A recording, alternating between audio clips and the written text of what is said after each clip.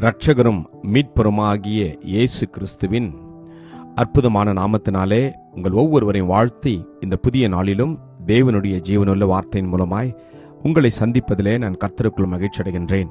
1 கொரிந்தியர் 1:18. சிலுவையை பற்றிய உபதேசம் கெட்டு போகிறவர்களுக்கு பைத்தியமாயிருக்கிறது, ரட்சிக்கப்படுகிற நமக்கோ அது தேவ பலனாயிருக்கிறது. 1 Corinthians 1:18. For the message of the cross is foolishness to those who are perishing, but to us who are being saved, it is the power of God. Amen. கர்த்தருடைய நாமம் மகிமைப்படுவதாக.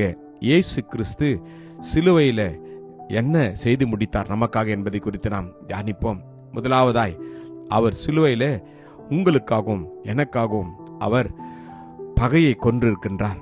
வேதம் சொல்கிறது, எபேசியர் 2:16 நாம் எடுத்து வாசிக்கின்ற போது, பகையை சிலுவையினாலே கொன்று அதனாலே இருதிறத்தாரையும் ஒரே சரீரமாக தேவனுக்கு ஒப்புரவாக்கினார் என்று. ஆம், கர்த்தர் உங்களையும் என்னையும் அவருடைய குமாரனாய் மாற்றியிருக்கின்றார்.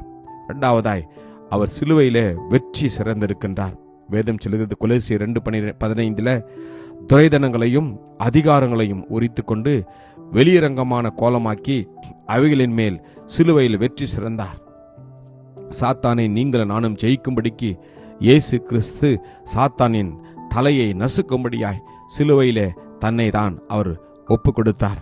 அது மாத்திரமல்ல, சிலுவையிலே அவர் பழைய மனுஷனை அவர் வெற்றி சிறந்தார். நாம் இனி பாவத்திற்கு ஊழியம் செய்யாதபடிக்கு பாவ சரீரம் ஒழுந்தி போகும் பொருட்டு நம்முடைய பழைய மனுஷன் அவரோடு கூட சிலுவையிலே அறையப்பட்டது என்று அறிந்திருக்கிறோம். நம்முடைய பழைய மனுஷனை சிலுவையிலே அறைய நாம் ஒப்பு கொடுக்க வேண்டும்.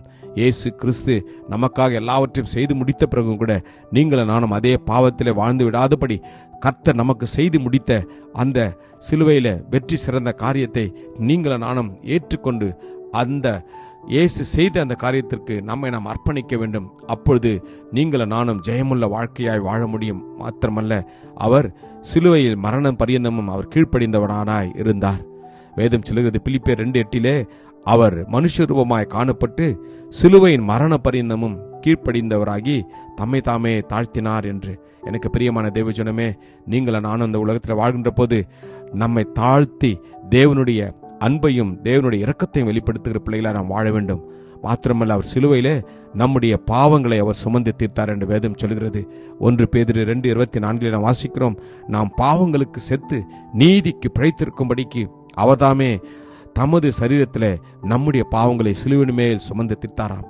பாவத்திற்கு பரிகாரம் செலுத்தப்பட வேண்டியதாக இருந்தது. பாவத்தின் சம்பளம் மரணம் என்று சொல்கிறது. நமக்காக உலகத்தில் உள்ள எல்லாருடைய பாவங்களுக்காகவும் பரிசுத்தமான தெய்வம் அவர் மரித்தார். ஆமென், அல்லேலூயா. கிறிஸ்துவும் அநேகருடைய பாவங்களை சுமந்து தீர்க்கும்படிக்கு ஒரே தரம் பலியிடப்பட்டார் என்று வேதம் சொல்கிறது. நம்முடைய பாவங்களை நிவர்த்தி செய்கிற கிருபாதார பலி அவரே. மாத்திரமல்ல, நம்முடைய பாவங்களை மாத்திரமல்ல, சர்வலோகத்தின் பாவங்களையும் நிவர்த்தி செய்கிற பலியாய் அவர் மாறினார் என்று.